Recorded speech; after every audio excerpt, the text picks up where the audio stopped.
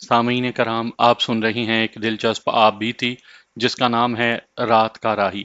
ये इस सिलसिले की किस्त नंबर 8 है। मुझे उम्मीद है आपको मेरी यह काविश पसंद आ रही होगी। आपने अगर अभी तक मेरा चैनल कहानी घर सब्सक्राइब नहीं किया तो अभी मेरे चैनल को सब्सक्राइब करके बेल नोटिफिकेशन ऑन कर लीजिए ताकि आने वाली हर नई कहानी की इत्तला बर वक्त आप तक पहुंच सके। मैं 15 आदमियों के साथ रात के आखिरी पहर उस मुकाम पर पहुंचा था जहां हमें गाड़ी को रोकना था। उन 15 आदमियों के जिस्म पहलवानों की तरह घुटे हुए तो नहीं थे, लेकिन सब फुर्तीले थे और सब के सब खंजर और धा चलाने के माहिर थे। मैंने उनसे ये ना पूछा कि वो रूहें हैं या बदरूहें हैं या वो जिंदा इंसान हैं। मुझ में ये तब्दीली आ गई थी कि मैं बूढ़े पुरोहित, रानी अरोना और दो साधुओं के सिवा और किसी के साथ कोई बात नहीं करता था। मुझे अपने आप में ऐसी ताकत का एहसास पैदा हो गया था जो बन मंदिर में आने से पहले मुझ में नहीं होती थी। मैंने जब उन 15 आदमियों को बताया कि हम गाड़ी से वो बॉक्स किस तरह निकालेंगे और गार्ड पर किस तरह हमला करेंगे तो सब ने मुझे हैरान होकर देखा था।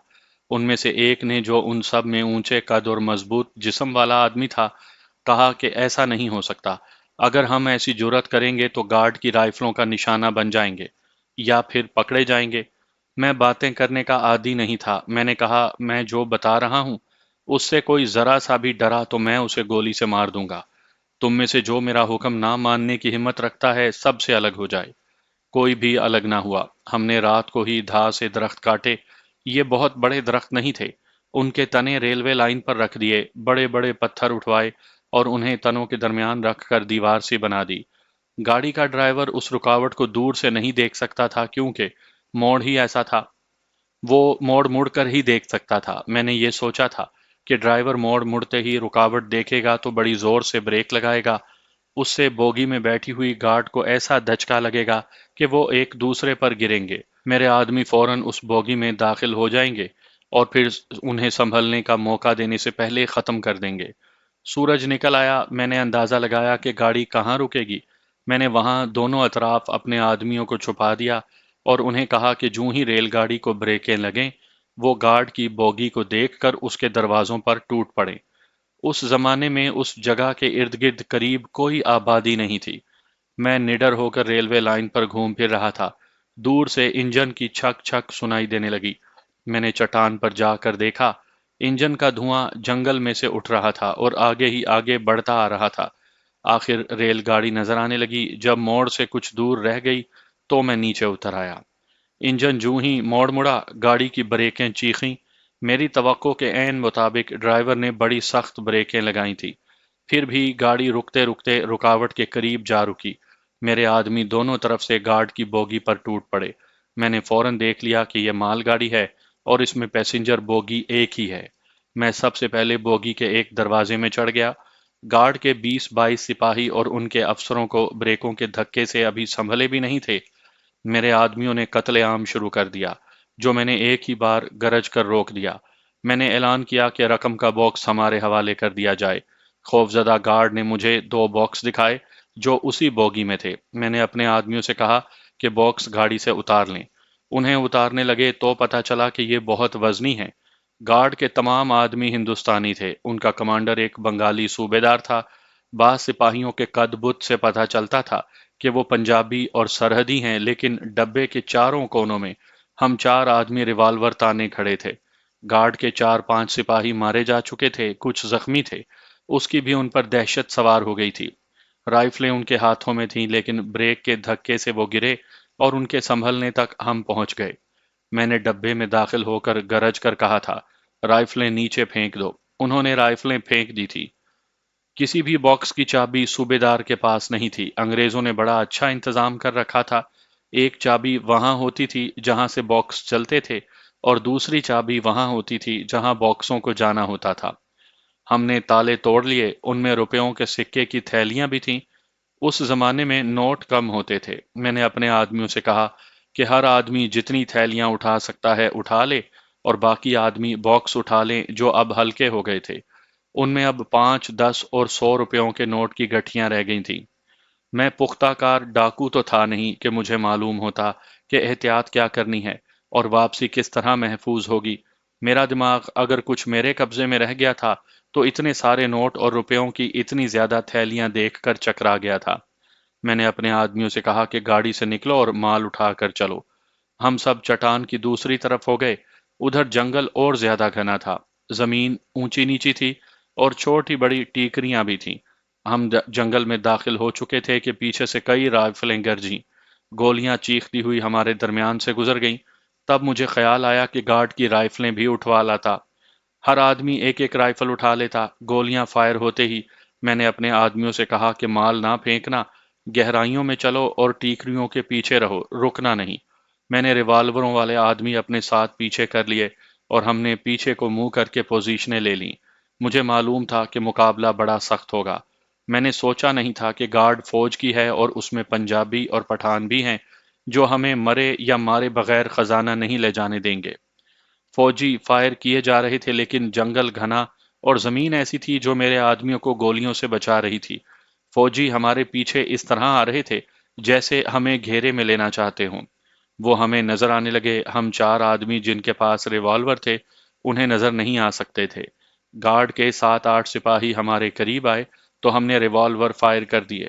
3 گرے، باقی سب ادھر ادھر ہو گئے۔ ہمارے فائر سے ان کی پیش قدمی رکنے لگی لیکن وہ بھاگنے والے نہیں تھے۔ ہم پیچھے ہٹتے اور ریوالور فائر کرتے جا رہے تھے۔ ہماری مجبوری یہ تھی کہ گولیاں بہت کم تھی۔ ہم نے 2 اور فوجیوں کو گرا لیا۔ اس دوران ہم بہت دور نکل گئے تھے۔ گارڈ کی گولیاں آ رہی تھی، انہوں نے تعاقب چھوڑا نہیں تھا۔ میں نے پیچھے ہٹتے اپنے ایک آدمی کو دیکھا، اس کے پیٹ سے 2 گولیاں گزر گئی تھی اور وہ مرا پڑا تھا۔ آگے ایک آدمی تڑپ رہا تھا، ہم اسے اٹھا کر نہیں لے جا سکتے تھے۔ میرے ایک آدمی نے اپنے ریوالور کی نالی اس کے سر پر رکھی اور گولی چلا دی۔ وہ ہمیشہ کے لیے ٹھنڈا ہو گیا۔ اس سے اب ہمیں خطرہ نہیں رہا تھا۔ زخمی کو گولی مارنے والے نے کہا اگر پکڑا جاتا تو ہماری نشاندہی کر دیتا۔ لاش کے پاس روپیوں کی 2 تھیلیاں پڑی تھی، یہ ہم اٹھا نہیں سکتے تھے۔ ہم پیچھے ہٹتے گئے، معلوم نہیں ہو سکتا تھا کہ میرے کتنے آدمی مارے جا چکے ہیں۔ میں نے اپنے ریوالوروں والے آدمیوں سے کہہ دیا کہ اپنا کوئی زخمی پڑا نظر آئے جو چل نہ سکتا ہو اس کے سر میں گولی مار دو۔ آگے دلدل اور پانی کا علاقہ آ گیا۔ فوجیوں کی فائرنگ اب بہت کم ہو گئی تھی۔ ہم نے شاید ان کے زیادہ آدمی زخمی یا ہلاک کر دیے تھے۔ جنگل گھنا اور زمین نشیب و فراز والی ہونے کی وجہ سے ہم ایک دوسرے کو مشکل سے ہی نظر آتے تھے۔ اب دلدل اور پانی آ گیا اور میرے ریوالور سے آخری گولی بھی نکل گئی۔ میرے پاس خنجر تھا جو رائفل کی گولی کا مقابلہ نہیں کر سکتا تھا۔ میں ایک جگہ رک گیا، وہاں جنگل کے درمیان چھوٹی سی جھیل تھی، اس کے ارد گرد درخت تھے لیکن بہت کم۔ میں نے اپنے 2 آدمیوں کو دیکھا جو ایک باکس اٹھائے ہوئے جا رہے تھے۔ مجھے بلند آواز سنائی دی باکس پھینک دو ورنہ گولی آتی ہے۔ دونوں رک گئے۔ میں 150 گز دور تھا۔ گارڈ کا ایک حوالدار سامنے آیا، اس کے ہاتھ میں رائفل تھی جس کی نالی اس نے میرے آدمیوں کی طرف کر رکھی تھی۔ فوراً بعد گارڈ کا صوبے دار دوڑا آیا، اس کے پاس ریوالور تھا۔ میرے آدمیوں نے باکس رکھ دیا۔ دونوں کے پاس دھا تھے جو بڑے خطرناک ہتھیار ہوتے ہیں۔ صوبے دار اور حوالدار ان کی طرف بڑھے آ رہے تھے۔ وہ میرے آدمیوں کو زندہ پکڑنا چاہتے تھے، اس لیے گولی نہیں چلا رہے تھے، یا پھر ان کی گولیاں ختم ہو گئی تھیں۔ میرے آدمی بھاگے نہیں، انہوں نے دھا سیدھے کر لیے۔ حوالدار کی رائفل کے آگے بڑی لمبی سنگین لگی ہوئی تھی، صوبے دار کے ہاتھ میں صرف ریوالور تھا۔ میرے آدمی ان کی طرف بڑھے، اگر ان فوجیوں کے ہتھیاروں میں گولیاں ہوتی تو وہ ضرور چلاتے۔ مجھے تسلی تھی کہ میرے آدمی انہیں مار لیں گے، اس لیے میں آگے نہیں بڑھا، لیکن وہ دونوں پرانے فوجی تھے۔ حوالدار اچھل کر سنگین کا وار کرتا تھا اور میرے آدمی ہٹ جاتے تھے۔ صوبے دار پرے جا کر ایک درخت کی موٹی شاخ توڑنے لگا جسے وہ لاٹھی کی طرح استعمال کرنا چاہتا تھا۔ میرا ایک آدمی اس کی طرف دوڑا، صوبے دار نے شاخ توڑ لی۔ میرا آدمی اس پر دھا سے وار کرتا تھا تو صوبے دار درخت کے تنے کے پیچھے ہو جاتا تھا۔ ایک بار میرے آدمی نے وار کیا تو صوبے دار ایک طرف ہو گیا، دھا درخت کے تنے میں لگا۔ صوبے دار نے لاٹھی جیسی شاخ اس کے سر پر ماری، میرا آدمی گر پڑا۔ اب دھا صوبے دار کے ہاتھ میں تھا۔ دوسری طرف دیکھا تو میرا دوسرا آدمی حوالدار پر بڑھ چڑھ کر وار کر رہا تھا جو حوالدار رائفل پر روک لیتا تھا۔ حوالدار میں شاید لڑنے کی ہمت نہیں رہی تھی، وہ اب وار بچا رہا تھا۔ اس نے آخری بار بڑی شدت سے حملہ کیا۔ میرا آدمی پیچھے ہٹنے لگا اور جھیل کے کنارے پر چلا گیا۔ وہاں پھسلن تھی، ادھر حوالدار پھسل کر گرا، ادھر میرا آدمی بھی پھسل کر گر پڑا۔ وہ اٹھ ہی رہا تھا کہ جھیل سے ایک مگرمچھ باہر آیا۔ اس نے منہ کھول کر میرے آدمی کی دونوں ٹانگیں منہ میں لے لیں۔ میرے آدمی کی ایسی چیخیں نکلیں کہ دل دہلنے لگا۔ مگرمچھ اسے اپنے ساتھ پانی میں لے گیا۔ میں نے اسے چیختے اور تڑپتے اور پانی میں غائب ہوتے دیکھا۔ ادھر صوبے دار نے میرے آدمی کو اٹھنے کی مہلت نہیں دی تھی، دھا کے ایک ہی وار سے اس کا سر کاٹ کر الگ کر دیا تھا۔ میرا ریوالور خالی تھا، میں خنجر سے دونوں کا مقابلہ نہیں کر سکتا تھا۔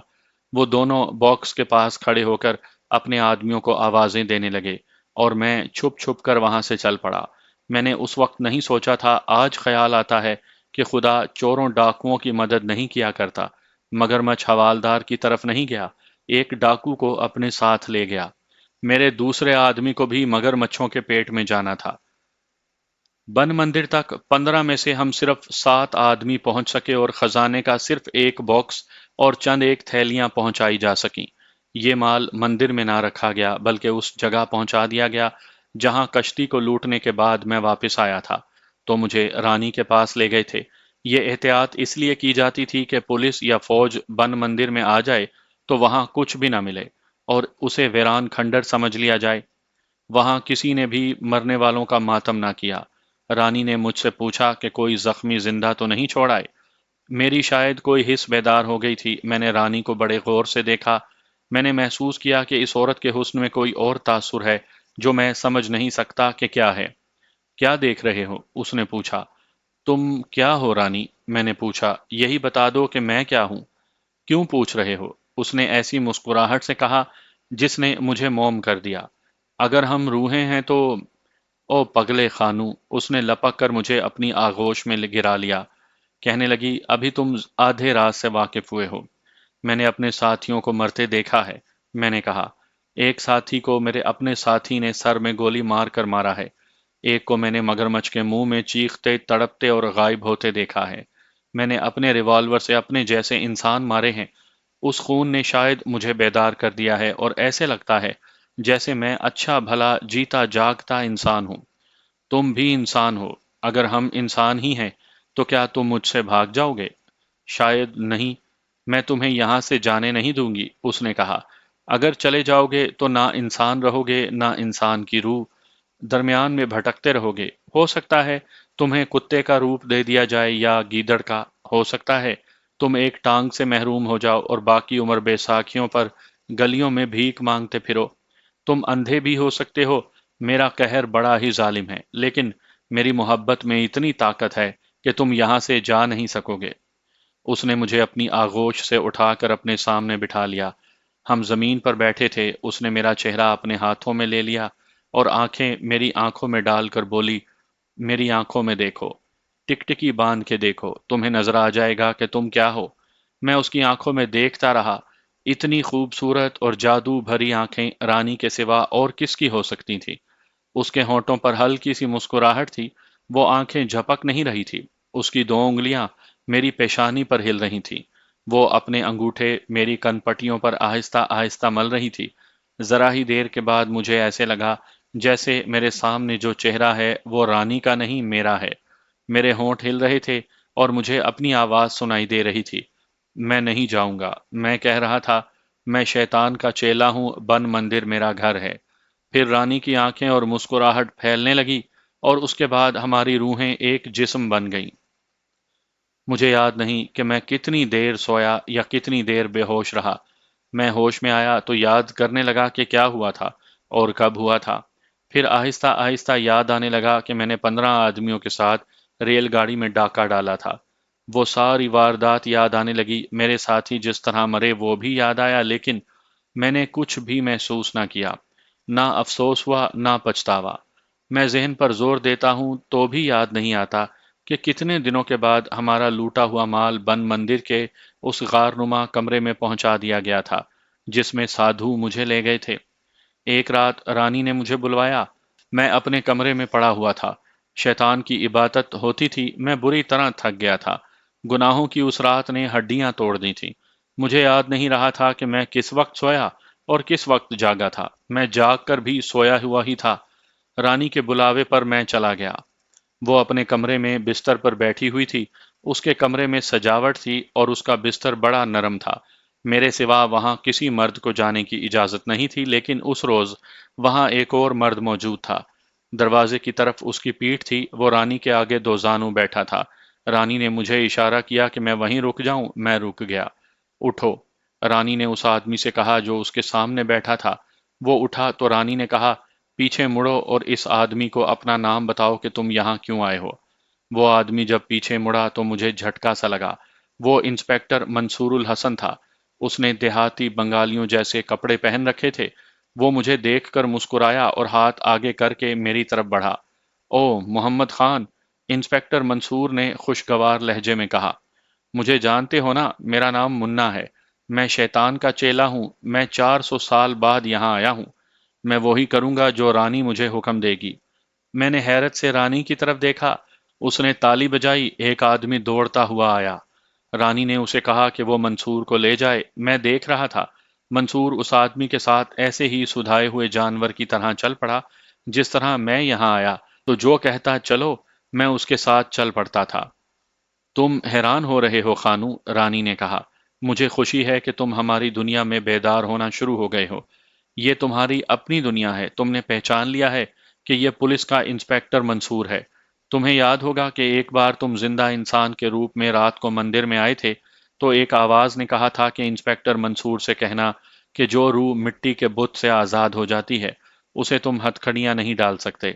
لیکن یہ شخص گمراہ رہا، یہ روحوں کو ہتھکڑیاں لگانے کے لیے یہاں آتا رہا۔ آخر میں نے اسے مٹی کے بت سے آزاد کر لیا اور اسے یہاں لے آئی۔ اسے غور سے دیکھا تو میں نے اسے پہچان لیا۔ 400 سال پہلے یہ مسلمانوں کی فوج میں افسر تھا۔ اس نے اسی خطے میں 2 لڑائیاں لڑی تھیں اور تیسری لڑائی میں مارا گیا تھا۔ 400 سال کے بعد میں نے اسے پولیس انسپیکٹر کے روپ میں دیکھا۔ میں نے اس کی نیت دیکھی تو اسے گھوڑے سے گرا کر مار دیا اور اسے اسی دیہاتی لباس میں یہاں لے آئی ہوں۔ منصور مر چکا ہے؟ ہاں، رانی نے کہا۔ تم نے اس کی روح نہیں دیکھی؟ میں نے اسے مننے کا نام دیا ہے۔ اب بھی یہ تمہارا خادم ہوگا، لیکن کچھ دن اس سے دور رہنا۔ جب تک میں نہ کہوں اس سے نہیں ملنا۔ منصور کی موت کی خبر سن کر مجھے بہت خوشی ہوئی۔ ایک آدمی دوڑتا ہوا کمرے میں داخل ہوا اور گھبرائی ہوئی آواز میں کہنے لگا، ادھر لڑائی ہو رہی ہے۔ موجم ہاتھ میں دھا لیے کھڑا ہے، کہتا ہے یہ سب میرا حصہ ہے۔ اس نے باکس پر پاؤں رکھا ہوا ہے، کوئی اس کے قریب نہیں جاتا۔ خانو، رانی نے مجھے کہا، تمہارے بغیر اسے کوئی نہیں سنبھال سکتا۔ وہ اٹھی اور بولی، میرے ساتھ آؤ، تمہاری بادشاہی میں اتنی جرت کوئی نہیں کر سکتا۔ وہ مجھے مندر کے اس وسیع کمرے میں لے گئی جہاں ہم عبادت کیا کرتے تھے۔ وہاں میں نے یہ منظر دیکھا کہ ایک ہٹا کٹا آدمی جس کا نام معجم بتایا گیا، کمرے میں اس طرح کھڑا تھا کہ اس کے ایک پاؤں کے ایک باکس پر رکھا ہوا تھا اور اس کے ہاتھ میں بڑے سائز کا دھا تھا جو دراصل کوئی 4 انچ چوڑے بلیڈ والی تلوار تھی۔ اس کی نوک نہیں تھی، آگے سے بھی کسائی کے بڑے چھرے کی طرح چوڑی تھی۔ 7 8 آدمی دیوار کے ساتھ کھڑے تھے۔ 2 کے ہاتھوں میں ریوالور تھے، باقی سب کے پاس خنجر تھے، لیکن ان سب کے چہروں پر خوف و ہراس تھا۔ معجم کی جسامت مجھ سے ملتی جلتی تھی۔ میں حیران اس بات پر ہوا کہ بوڑھا جسے سب بنگالی زبان میں وہ جو عبادت کے لائق ہے کہتے تھے، ایک کونے میں کھڑا تھا۔ خانوم، بوڑھے نے مجھے کہا، معجم کو سمجھاؤ یہ غداری کر رہا ہے، کہتا ہے یہ پورا باکس مجھے دے دو۔ میں نہیں کہتا کہ مجھے دے دو، معجم نے گرجتی ہوئی آواز میں کہا۔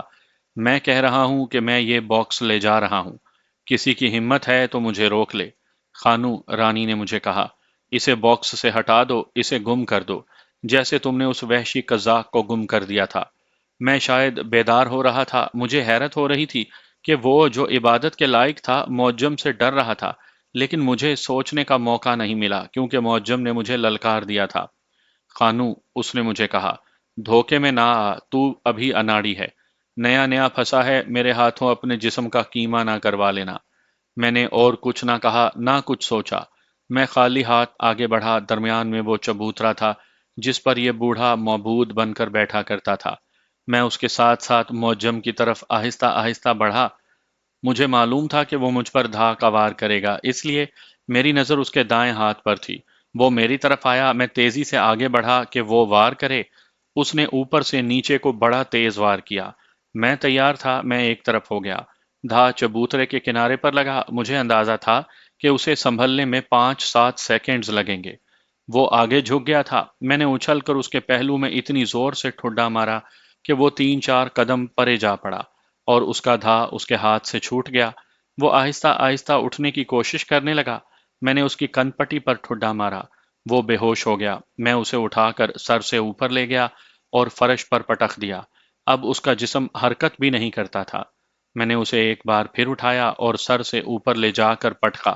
اتنی بلندی سے پتھروں کے فرش پر پیٹھ کے بل گر کر وہ زندہ نہیں رہ سکتا تھا۔ اس کے منہ سے خون نکلنے لگا اور وہ مر گیا۔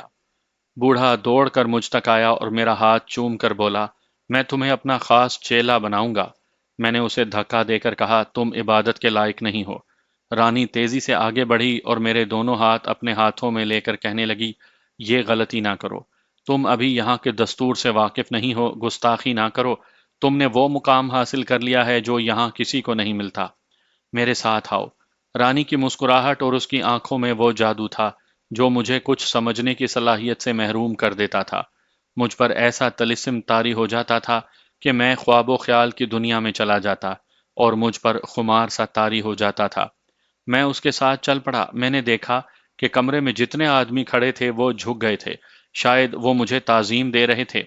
رانی مجھے اپنے کمرے میں لے گئی۔ اس نے ایک پائپ نکالا، اس میں تمباکو کی شکل کی کوئی چیز ڈالی اور پائپ میرے منہ میں دے کر اس چیز پر جلتی ہوئی دیا سلائی رکھی۔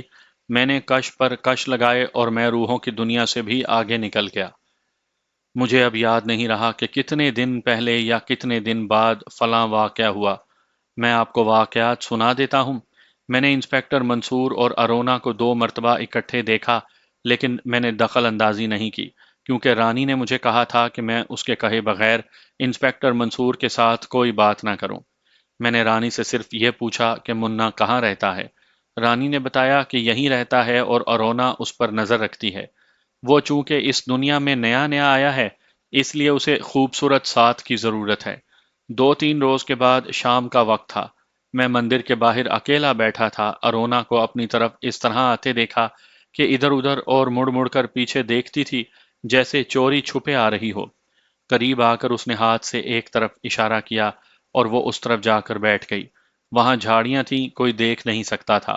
میں اس کے پاس جا بیٹھا۔ میں نے تمہیں بتایا تھا کہ میں بدرو ہوں، اس نے کہا۔ میں نے تمہیں خبردار کیا تھا کہ میں تمہارے ساتھ جو باتیں کروں وہ رانی کو نہ بتانا، ورنہ تمہارا انجام بہت برا ہوگا۔ تم اپنے آپ کو بہت طاقتور سمجھتے ہو، لیکن ایک اور طاقت بھی ہے جس کے آگے تم ایک چیونٹی سے بھی زیادہ کچھ نہیں۔ میں تمہیں تمہارے احسان کا صلہ دینا چاہتی ہوں۔ خانو، یہاں سے ابھی نکل جاؤ۔ جاؤں کہاں؟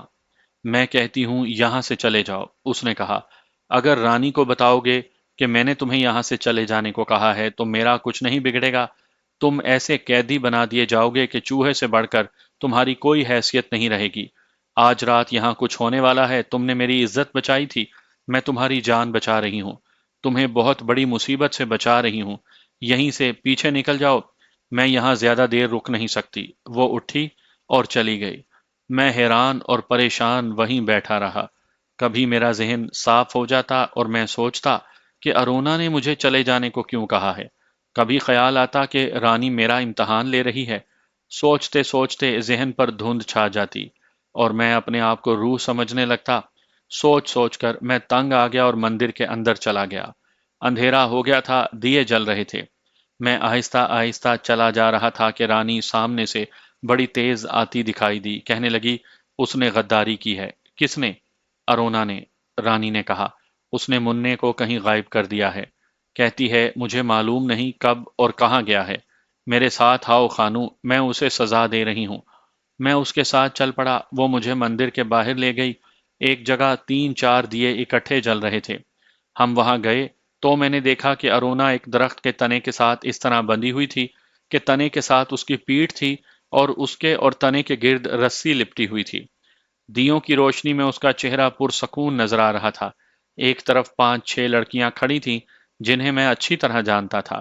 شیطان کی عبادت کی رات یہ اور ان جیسی چند اور عورتیں ہمارے ساتھ ہوتی تھیں۔ وہاں 4 آدمی کھڑے تھے جن کے ہاتھوں میں دھا تھے۔ تم سب جانتے ہو اس نے غداری کی ہے، رانی نے کہا اور لڑکیوں سے مخاطب ہو کر بولی، تم سب اس کی سزا دیکھنا اور شیطان سے غداری کرنے سے پہلے اس سزا کو یاد رکھنا۔ اس نے دھا والے ایک آدمی سے کہا کہ اس غدار کی کمر سے اس کی کھال اتارنی شروع کر دو۔ اگر یہ پھر بھی نہ بولے تو اس کا ایک پاؤں ٹخنے سے کاٹ دو۔ چلو۔ خانوں، ارونا نے بلند آواز سے مجھے کہا، تم یہاں سے چلے جاؤ، یہاں سے غائب ہو جاؤ خانوں۔ دھا والا آدمی ارونا کے پاس جا کھڑا ہوا اور اس کی کمر سے ساڑی پکڑی اور کھینچ کر پھاڑ ڈالی۔ ارونا اوپر سے درخت کے ساتھ بندھی ہوئی تھی۔ میرے سینے کے اندر ایسے آواز اٹھی جیسے بادل بڑی زور سے گرجے ہوں۔ میں نے بغیر سوچے شیر کی طرح جست لگائی اور اس آدمی کے دھا والے ہاتھ کو اتنی زور سے مروڑا کہ دھا گر پڑا۔ اس آدمی کو میں نے دھکا دے کر پرے پھینک دیا اور دھا اٹھا لیا۔ اسے کوئی سزا نہیں ملے گی، میں نے کہا، اسے کوئی بھی سزا نہیں دے سکتا۔ خانوں، رانی نے ایسے غصے سے کہا جس میں پیار تھا، تمہیں ابھی معلوم نہیں ہے کہ اسے سزا کیوں دی جا رہی ہے۔ یہ مرے گی نہیں کیونکہ یہ روح ہے۔ میں روح نہیں ہوں، ارونا نے کہا، میں زندہ ہوں۔ تم بدکار ڈائن، تمہارا بھید ننگا ہو کر رہے گا۔ میں نے ارونا کی رسیاں کاٹ دیں۔ رسیاں کٹ چکیں تو دو آدمی دوڑے آئے۔ انہوں نے آتے ہی پھونکے مار کر تمام دیے بجھا دیے اور گھبرائی ہوئی آوازوں میں بولے، نکل جاؤ یہاں سے، اندر نہ جانا، پولیس، شاید فوج بھی ہے، 4 کشتیوں میں آئے ہیں، ابھی دور ہیں۔ ہڑبونگ مچ گئی۔ رانی کی آواز سنائی دی، خانوں ریوالور لے لو، باقی سب ریوالور لے لو۔ سب مندر کی طرف دوڑے۔ ارونا میرے پاس کھڑی رہی۔ اس نے کہا، انسپکٹر منصور پولیس اور فوج کو لا رہا ہے۔ میں نے تمہیں کہا نہیں تھا کہ غائب ہو جاؤ؟ اسے میں نے یہاں سے فرار کرایا تھا۔ تم چلے جاؤ، یہاں نہ رکنا۔ منصور نے تمہیں پہچان لیا تھا، اسے یہاں اسی اثر سے لایا گیا تھا جو تم پر کیا گیا ہے۔ اس سے وہ اثر میں نے اتارا ہے۔ تم تو میری بات بھی نہیں سنتے تھے۔ مندر کی طرف سے کسی کی آواز آئی، خانوں کہاں ہو؟ اسے ختم کر دو، سب کو پکڑوا دے گی۔ تم کہاں جاؤ گی؟ میں نے ارونا سے پوچھا۔ منصور مجھے لے جائے گا، اس نے کہا، تم بھاگ جاؤ۔ منصور سب سے پہلے تمہیں تلاش کرے گا، اسے پتا چل چکا ہے کہ کشتی تم نے لوٹی تھی اور ریل گاڑی پر بھی تم نے ڈاکہ ڈالا ہے۔ وہ کہتا تھا کہ محمد خان پر بہت سے آدمیوں کے قتل کا الزام ہے، تم پکڑے گئے تو تمہیں فوراً پھانسی دے دیں گے۔ ابھی پولیس اور فوج نہیں پہنچی تھی، میرا دماغ پوری طرح بیدار ہو گیا تھا۔ میں اب روح نہیں تھا، میں ڈاکو تھا، قاتل تھا، لیکن مجھے اب اپنا خیال نہیں تھا۔ میں ارونا کو اس میدان جنگ میں اکیلا نہیں چھوڑنا چاہتا تھا، اسے اپنے متعلق کوئی غم نہیں تھا۔ تم بھاگ کیوں نہیں جاتے خانوں؟ اس نے کہا، وہ آ رہے ہیں، اور وہ آ گئے۔ انہوں نے بڑی خاموشی سے گھیرا ڈال لیا تھا۔ ایک روشنی راؤنڈ فائر ہوا جس نے رات کو کچھ وقت کے لیے دن بنا دیا۔ اسسٹنٹ سب انسپکٹر محمد خان، بڑی بلند للکار سنائی دی، میں انسپکٹر منصور ہوں، اپنے آپ کو ہمارے حوالے کر دو ورنہ گولیوں سے چھلنی ہو جاؤ گے۔ مجھ میں یہ خامی بچپن سے تھی کہ کسی کی للکار اور کسی کے چیلنج کو میں برداشت نہیں کر سکتا تھا۔ انسپکٹر منصور، میں نے اس سے زیادہ بلند آواز سے کہا، میری لاش ملے تو لے جانا۔ ارونا میرے پاس ہے، اس کی حفاظت کا وعدہ کرو تو اسے میں تمہارے پاس بھیج دوں۔ پھر ہمت کرو اور مجھے پکڑ لو، تمہیں انگریز بادشاہ انعام دے گا۔ ارونا کے ساتھ تم بھی آ جاؤ محمد خان، ارونا آ رہی ہے، میں نے بڑی اونچی آواز میں کہا، اسے دھوکہ نہ دینا۔ میں نے ارونا سے کہا کہ چلی جاؤ۔ وہ میرے ساتھ لپٹ گئی اور بہت روئی۔ اچانک مجھ سے الگ ہوئی اور یہ کہہ کر دوڑ پڑی، تمہیں تمام عمر نہیں بھولوں گی۔ میں دوڑ کر مندر میں چلا گیا، وہاں اندھیرا تھا، سب کو آوازیں دی۔ مندر کے باہر دوڑتا پھرا، بڑی مشکل سے 3 آدمی ملے، انہوں نے بتایا کہ کون کہاں ہے۔ میں نے اپنا ریوالور اور 60-70 گولیاں لے لیں۔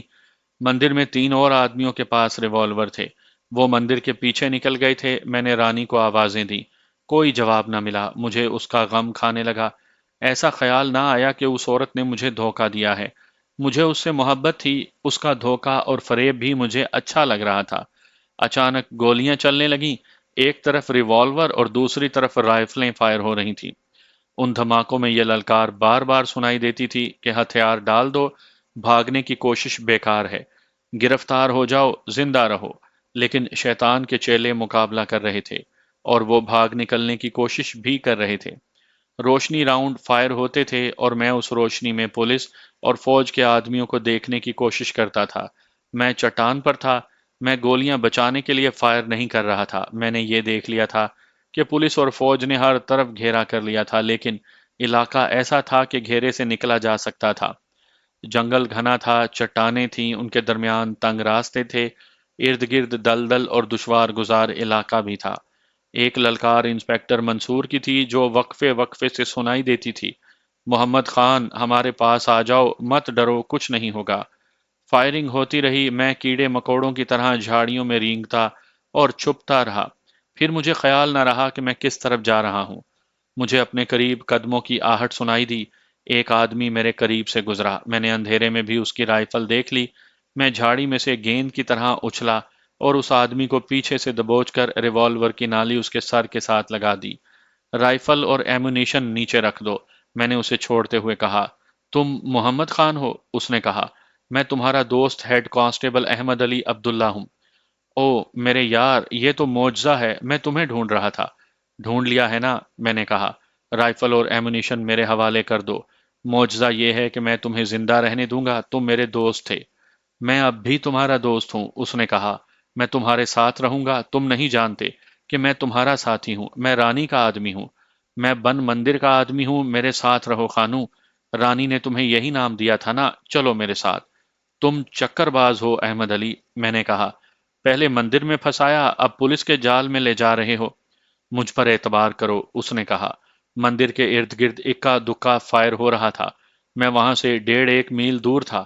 احمد علی میرے ساتھ تھا، مجھے پھانسی کے تختے سے بچنا تھا۔ میرے لیے یہ فیصلہ کرنا مشکل ہو گیا کہ میں ہیڈ کانسٹیبل احمد علی عبداللہ کو قتل کر دوں یا اس کی بات سن لوں۔ میرا ذہن صاف ہو گیا تھا اور میرے دماغ پر اب میرا اپنا قبضہ تھا۔ میں نے بن مندر کا راز پا لیا تھا، میں نے شاید اپنا راز بھی پا لیا تھا۔ میں یہی کچھ بننا چاہتا تھا جو میں بن گیا تھا، قاتل، ڈاکو اور اب مفرور۔ میں یہی کچھ سوچ کر اپنے گاؤں سے نکلا تھا کہ پیسہ کماؤں گا، واپس آؤں گا اور اپنے باپ کے قاتلوں کو قتل کر کے کھلا پھروں گا۔ عالم کہتا ہے علم کتابوں میں ہے، میرا تجربہ کچھ اور ہے۔ اگر علم کا مطلب ہے کچھ جاننا یا سب کچھ جان لینا، تو یہ علم کتابوں میں نہیں۔ علم ہر طرف بکھرا پڑا ہے۔ راہ سے بھٹک کر انسان جس راستے پر جا نکلتا ہے، اس راستے میں بھی علم ہے، اور جب انسان بھٹک بھٹک کر راہ پر آ جاتا ہے تو علم مکمل ہو جاتا ہے۔ انسان کی وہ سوچیں جو وہ کسی کو نہیں بتاتا، اس کے راستے متعین کرتی ہیں۔ انسان کے اندر ایک اور انسان ہوتا ہے۔ ہمارے ظاہری جسم تو خول ہیں، اندر کا انسان جو سوچتا ہے جسم اسی کی تعمیل کرتا ہے۔ میں نے اپنی سوچوں کی تعمیل کی اور بن مندر میں جا نکلا، اور اب میں ایک دوراہے پر کھڑا تھا اور احمد علی مجھے ایک اور راستہ دکھا رہا تھا۔ میں نے آپ کو بتایا تھا کہ اس آسامی ہیڈ کانسٹیبل کی زبان میں اور بات کرنے کے انداز میں جادو کا اثر تھا۔ اس کے چہرے اور جسم میں بھی کشش تھی، جسم کا پھرتیلا اور دماغ کا بھی پھرتیلا تھا۔ حاضر دماغ اور حاضر جواب تھا، مگر اب ہم دونوں ایسے مقام پر اور ایسے حالات میں کھڑے تھے کہ میں اس کے جادو کو جو اس نے مجھ پر طاری کر رکھا تھا جھٹک رہا تھا۔ اس کے پاس رائفل تھی، ایمونیشن بھی تھا، میرے پاس بھی رائفل تھا، ایمونیشن بھی کافی تھا۔ میں نے دانستہ فائر نہیں کیا تھا۔ احمد علی کو قتل کرنا میرے لیے مشکل نہیں تھا۔ میں نہیں مان سکتا تھا احمد علی، میں نے اسے کہا۔ میں نہیں مان سکتا کہ تم اب بھی میرے دوست ہو۔ تم ہیڈ کانسٹیبل ہو اور میں مفرور قاتل اور ڈاکو ہوں۔ مجھے دھوکے میں پکڑوا کر تم انگریزوں سے انعام لوگے اور ASI بن جاؤ گے۔ تمہیں کس نے بتایا ہے کہ میں تمہیں زندہ چھوڑ دوں گا؟ اس نے رائفل میرے آگے پھینک دی، چمڑے کے پوچوں والی بیلٹ بھی کھول کر میرے قدموں میں رکھ دی۔ میں نے ہر طرف دیکھا، مجھے گھیرے کا خطرہ محسوس ہو رہا تھا، لیکن وہ تاریک جنگل تھا۔ اس جنگل میں دن کے وقت بھی کچھ نظر نہیں آتا تھا، وہ تو پھر رات تھی۔ میں تمہیں یہاں زیادہ دیر روک کر ساری بات نہیں سنا سکتا، احمد علی نے کہا۔ ہم خطرے میں کھڑے ہیں، آؤ ذرا دور نکل چلیں۔ میرا خیال ہے وہ مندر میں داخل ہو گئے ہیں، گولیاں چلنی بند ہو گئی ہیں، چلو یہاں نہ رکو، میری رائفل تم اٹھا لو۔ میں نے ریوالور ہاتھ میں تیار رکھا، اس کی رائفل کا سلنگ کندھے میں اور ایمونیشن کی بیلٹ گلے میں ڈال لی، اور اسے کہا کہ وہ میرے آگے رہے۔ ہم چل پڑے۔ میں کان کھڑے کر کے جنگل کی آوازیں سن رہا تھا۔ میرے دل میں یہی ایک ڈر تھا کہ جنگل میں سے سپاہی کودتے پھلانگتے نکلیں گے اور مجھے دبوچ لیں گے۔ احمد علی کہتا جا رہا تھا، تم ٹھیک سوچ رہے ہو کہ میں تمہیں اتفاق سے کس طرح مل گیا۔ یہ ہے ہی اتفاق کہ تم مجھے مل گئے۔ میں بن مندر کا آدمی ہوں، ایسے کہہ لو کہ میں رانی کا آدمی ہوں۔ میں پولیس میں اس گروہ کا جاسوس تھا۔ تم نے مندر کے اندر جن آدمیوں اور عورتوں کو دیکھا ہے، ان میں کوئی بھی روح یا بدرو نہیں۔ رانی بھی ایک زندہ عورت ہے۔ یہ سب ایک نئے مذہبی فرقے کے لوگ ہیں جو شیطان کی عبادت کرتے ہیں۔ تم نے مجھے کیوں دھوکہ دیا تھا؟ میں نے پوچھا۔ مجھے اس جال میں کیوں پھنسا دیا تھا؟ میں نے دیکھ لیا تھا کہ تم قاتل اور ڈاکو بننا چاہتے ہو، اس نے کہا۔ دوسری وجہ یہ تھی کہ ہمیں اپنے گروہ میں تم جیسے طاقتور آدمیوں کی ضرورت تھی۔ تم میں اتنی طاقت ہے کہ تم 4 بنگالیوں کو اپنے بازوؤں میں لے لو تو انہیں بازوؤں میں دبا کر جان سے مار سکتے ہو۔ تاجروں کی دخانی کشتی اور ریل گاڑی کے ڈاکے کی وارداتیں تم ہی کر سکتے تھے، اور تم نے کر دکھائیں۔ ابھی ہمیں اور بہت سی وارداتیں کرنی تھی، لیکن انسپیکٹر منصور جیت گیا۔ رانی نے میرے ہاتھوں اپنے 2 آدمی قتل کرائے ہیں، میں نے کہا۔ وہ کون تھے؟ انہیں بھی رانی نے تمہاری طرح طاقتور اور وحشی سمجھ کر اپنے گروہ میں شامل کیا تھا، احمد علی نے کہا۔ لیکن انہوں نے اپنی طاقت اپنے گروہ کو ہی دکھانی شروع کر دی۔ ایک تو وہ وحشی تھا جسے تم نے اس فرقے یا گروہ میں شامل ہونے سے پہلے قتل کیا تھا۔ ہاں مجھے یاد ہے، میں نے کہا۔ وہ بہت طاقتور تھا۔ اس نے ارونا کو درندوں کی طرح پکڑ لیا تھا اور اس کے کپڑے پھاڑ رہا تھا۔ وہ سمندری قزاق تھا، احمد علی نے کہا۔ اسے رانی نے پولیس کے ہاتھوں سے نکالا تھا۔ گنگا ندی میں اس نے تمہاری طرح ایک دخانی کشتی پر حملہ کیا تھا، لیکن پولیس کی 2 کشتیاں اچانک آ گئیں۔ اس وحشی کا نام کوزون تھا، شاید پرتگیزی تھا۔ اردو بہت اچھی بولتا تھا۔ اس کے بہت سے آدمی پولیس مقابلے میں مارے گئے، 2 3 پکڑے گئے۔ کوزون دریا سے نکل آیا تھا۔ پولیس نے وہاں بھی اسے گھیرے میں لینے کی کوشش کی، لیکن وہ تو لومڑی کی مانند تھا۔ گھیرے سے نکلتے نکلتے بن مندر کے 2 آدمیوں سے ملا۔ وہ اسے بن مندر میں لے آئے۔ یہاں رانی اور بوڑھے سادھو نے اسے رام کر لیا اور وہ ہمارے گروہ میں شامل ہو گیا، مگر یہاں خوبصورت عورتوں کو دیکھ کر وہ وحشی بن گیا۔ اس نے رانی کو بھی زبردستی اپنی داشتہ بنا لیا اور دوسری عورتوں پر بھی تشدد کرنے لگا۔ آخر اس نے ارونا کو ایک روز پکڑ لیا۔ وہ اتنا طاقتور اور خونخوار تھا کہ گروہ کا کوئی آدمی اس کے سامنے آنے کی جرأت نہیں کرتا تھا۔ ارونا کی کہانی تمہیں پھر سناؤں گا۔ وہ ہمارے گروہ میں ہوتے ہوئے ہمارے ساتھ نہیں تھی۔ اسے اپنی عزت بہت عزیز تھی۔ اتفاق سے تم وہاں گئے ہوئے تھے۔ رانی نے تمہیں کہا کہ وہ تمہارا امتحان لینا چاہتی ہے۔ اس نے تمہیں وہ وحشی دکھایا جس کا نام کوزون تھا، اور تم نے اسے مار ڈالا۔ ان لوگوں نے اس کی لاش زمین میں دبا دی تھی۔ رانی کے پاس ایسا ایک اور آدمی تھا، اس کا نام موجم تھا۔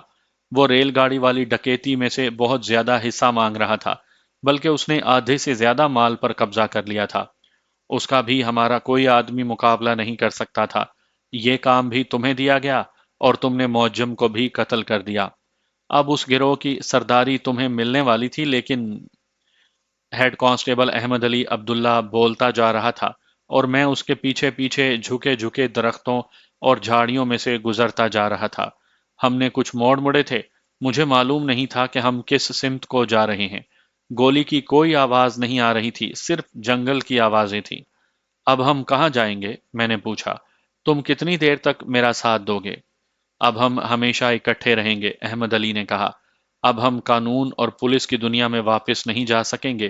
حیران نہ ہو خانو، میں اب تمہیں خانو کہا کروں گا، اور سارا بنگال نہیں، سارا ہندوستان خانو ڈاکو کا نام لے کر بچوں کو ڈرایا کرے گا۔ میں تم سے پوچھ رہا ہوں کہ تم کہاں جاؤ گے؟ تمہارے جسم کی طرح تمہارا دماغ بھی موٹا ہے، احمد علی نے کہا۔ لو غور سے سنو۔ میں تمہیں بتا چکا ہوں کہ میں رانی کے گروہ کا جاسوس تھا۔ جس طرح انسپیکٹر منصور کو تم پر شبہ ہو گیا تھا کہ بن مندر کے ساتھ تمہارا تعلق ضرور ہے اور تم وہاں جاتے رہتے ہو، اسی طرح مجھ پر بھی شبہ ہو گیا تھا کہ میرا میل ملاقات بن مندر والوں کے ساتھ ہے۔ تحقیقات شروع ہو گئی تھی۔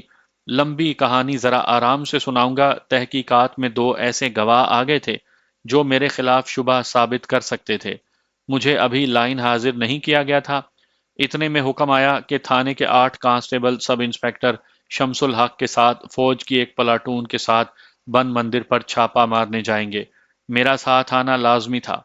ہم فوج کے ساتھ آئے۔ فوجیوں کی نفری تیز تھی۔ ان کا کمانڈر ایک صوبیدار تھا اور پولیس اور فوج کے اس مشترکہ چھاپے کا کمانڈر انسپیکٹر منصور تھا۔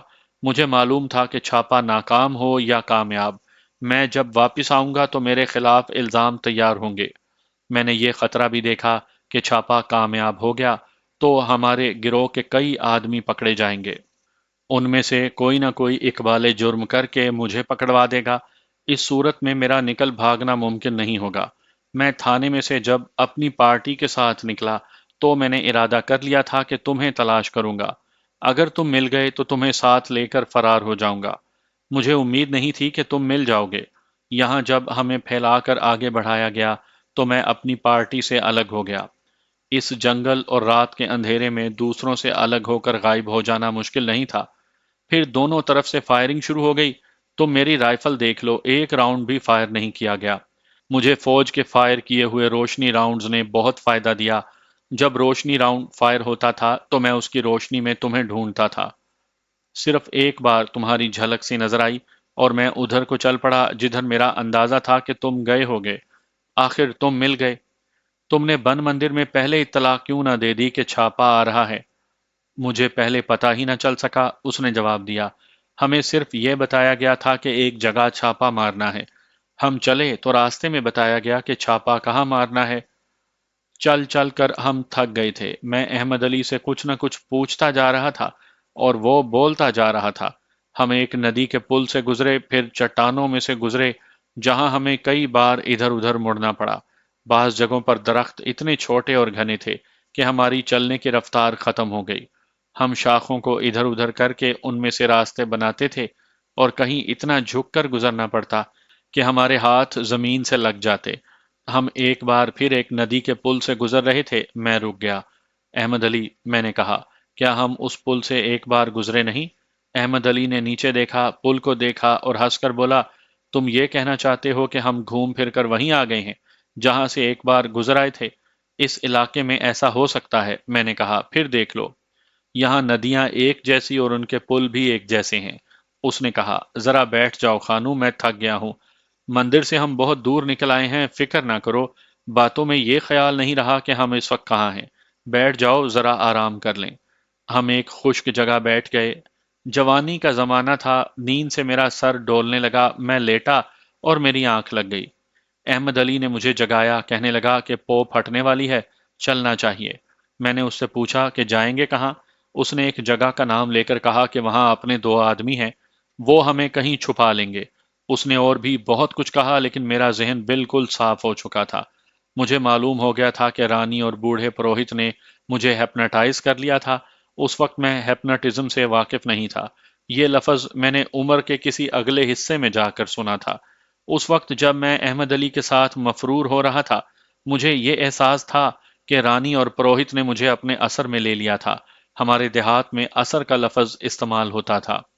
احمد علی، میں نے کہا، میں اب ان لوگوں کے اثر سے نکل آیا ہوں۔ ایک خیال آتا ہے، اس پر غور کرو۔ تم مجھے پولیس کے حوالے کر دو، اس طرح تمہارے خلاف شبہ صاف ہو جائے گا اور تم بچ جاؤ گے۔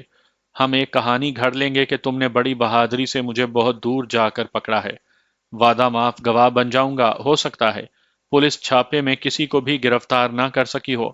میں اقبال جرم کر کے نشاندہیاں کروں گا۔ پولیس کو وعدہ معاف گواہ مل جائے تو کیس تیار کرنے میں سہولت ہوتی ہے۔ اپنا دماغ ٹھکانے رکھو خانو، احمد علی نے کہا۔ کوئی نہیں مانے گا کہ میں نے تمہیں پکڑا ہے۔ دوسری بات یہ ہے کہ تمہیں کوئی وعدہ معاف گواہ نہیں بنائے گا۔ یہ پتہ بہت پہلے چل گیا تھا کہ تاجروں کی کشتی کی ڈکیتی میں تم شامل تھے اور ریل گاڑی کے ڈاکے میں بھی شامل تھے۔ تمہارے نام 1 درجن سے زیادہ قتل لکھے ہوئے ہیں۔